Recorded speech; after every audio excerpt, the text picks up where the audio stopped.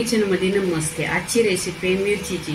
इथे लोखंडी तवा घ्यायचा। तवा घेतलेला आहे, त्याच्यामध्ये 1 चमचा तेल टाकायचं। 4-5 लसणीच्या पाकळ्या आहेत, त्या लसणीच्या पाकळ्याचे साले नाही करायचे, साले सगळं टाकून घ्यायच्या। टेस्ट खूप छान येते। इथे कढीपत्त्याची पानं घ्यायची, इथे तेलात टाकायची। पूर्णपणे गोल्डन कलरवर लसणी झालेली पाहिजे।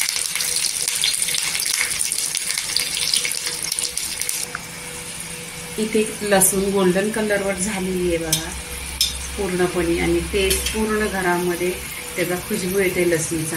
इथे हिरव्या मिरच्या घेतलेल्या आहेत, त्यांना कट करून घ्यायचा। स्वच्छ धुवायचे आधी 1 ते 2 पाण्याने, आणि असा कट मारायचा। तेलावर टाकून घ्यायचं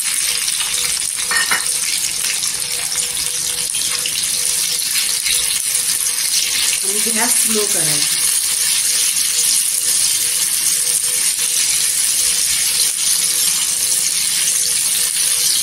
एक 5 ते 10 मिनिटं अशा तव्यावर छान अशा फ्राय करून घ्यायच्या।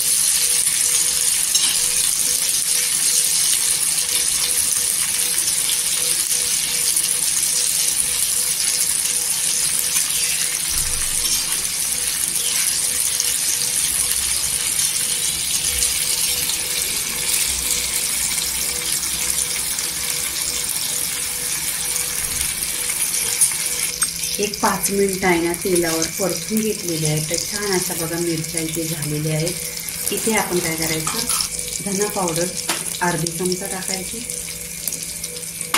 आणि इथे 1 चमचा शेंगदाण्याचा कूट। हे शेंगदाणे भाजून घेतलेले आहेत आणि मिक्सरला लावून घेतलेले आहेत, आणि खूप टेस्ट छान येतो। नक्की तुम्ही ही माझी रेसिपी ट्राय करा।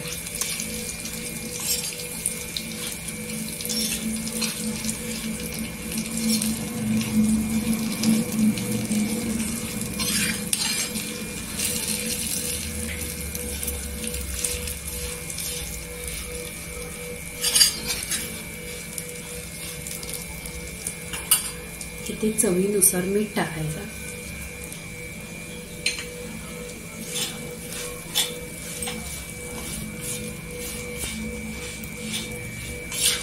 मीठ टाकलं का एकदा मिक्स करून घ्यायची मिरची, शेंगदाण्याचं कूट, त्याच्यामध्ये धना पावडर टाकलेलं एक जीव करायचा। खूप टेस्ट छान आहे। नक्की ही रेसिपी उन्हाच्या दिवसात तुम्ही बघा। ह्याच्याबरोबर तुम्ही 1 भाकरी जास्त खाणार, आणि भाकरी बरोबर तर खूप टेस्टी लागते तांदळाच्या।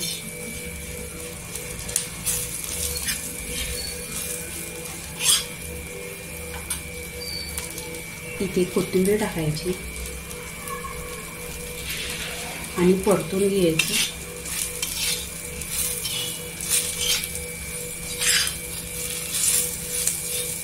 इथे पूर्णपणे मिरचीची रेसिपी इथे झालेली आहे।